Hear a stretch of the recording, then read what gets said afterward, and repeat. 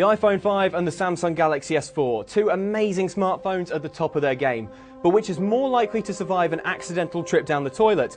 That's what we want to find out. We've got two brand new phones here, fresh out the box. We're going to submerge them both in water simultaneously and see which one dies first. Once both screens have gone out, we're going to pull the phones out of the water. Here we go.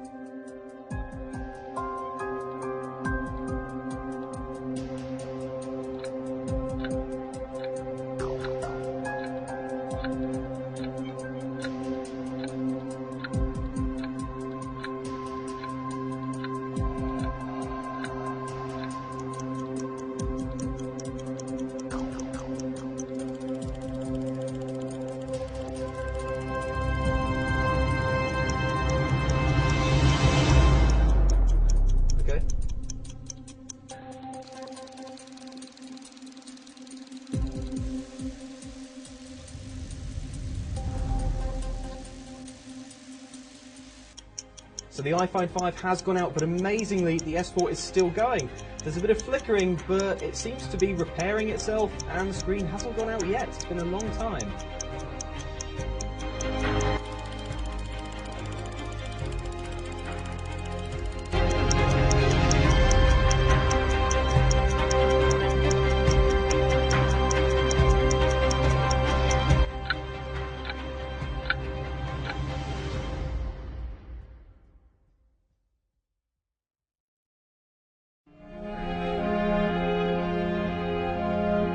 So a clear win for the Galaxy S4 there. It lasted way longer than the iPhone 5, even if the screen was going very funny towards the end there. But that is not the end of it, because we're going to give both these phones a second chance at life using CNET's guide on what to do if you've dropped your phone in water. Now, if you're not familiar, then the basic premise is you need to get your phone out the water, towel it off as much as you can. If it has a removable battery, then take that out. Also take out micro SD cards, SIM cards. Basically give the phone as much opportunity as possible to dry out.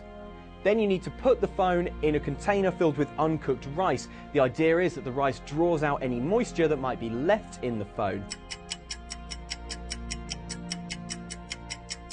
Welcome back. We've left these phones in rice for over 4 days to give them every chance of drying out. So let's see if we've managed to save either of them.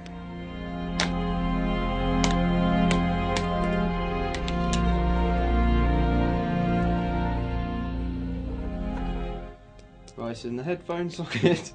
Get that out.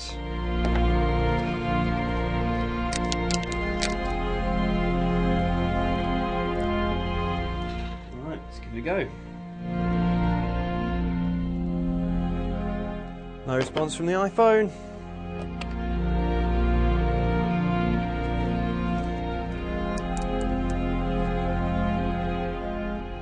Oh, hello. The Galaxy S4 is alive. It didn't need its charger. It's coming back to life, I think. Is it going to work? It looks okay. So the S4 amazingly seems to be working. The screen seems responsive everywhere. If I fire up the camera, even that seems to be working as well. It seems completely fine. That's very impressive because this phone was underwater for over 2 minutes.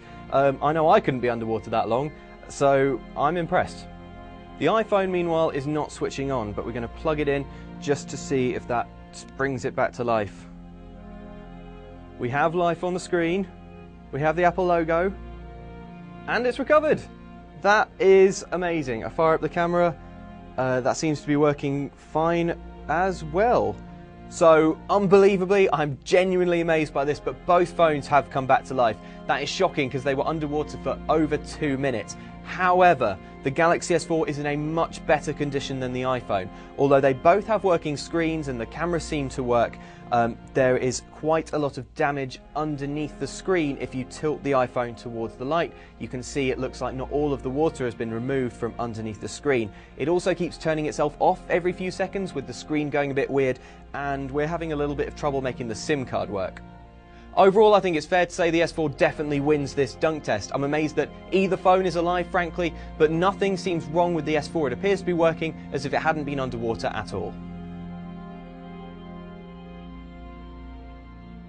You can keep your phone away from the water as much as you like, but you probably can't keep it out of your pocket. And what else is in your pocket? Keys, change, and if you live near a beach, possibly even sand. So we've got keys, coins and sandpaper. We're going to give the iPhone 5 and Galaxy S4 each 30 seconds of punishment using all of these tools and see which looks best at the end.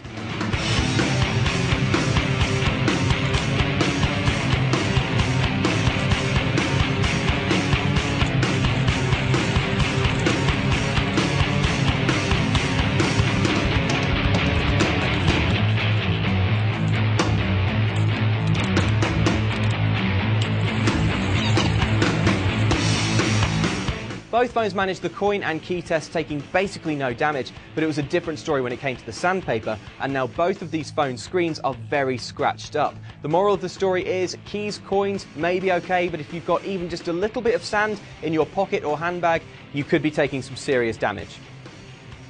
It's hard to call a winner here because neither phone has really taken more damage than the other. They both managed pretty well though. I was being very aggressive with all three of these tools, and both of these phones are still very much usable. We've drowned them, we've clawed at their faces, but there's one test we're yet to perform.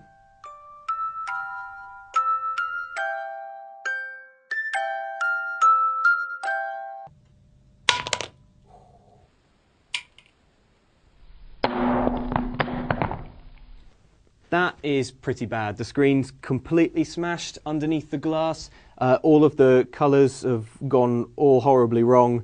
If I poke it a bit, I can see that the display is doing all kinds of weird things. There's no coming back from that.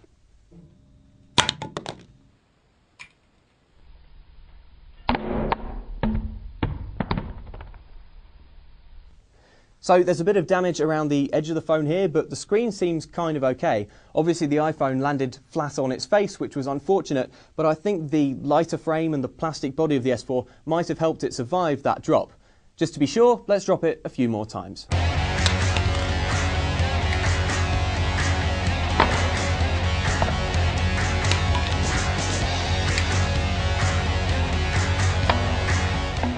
After a third drop, we finally managed to shatter the S4's screen.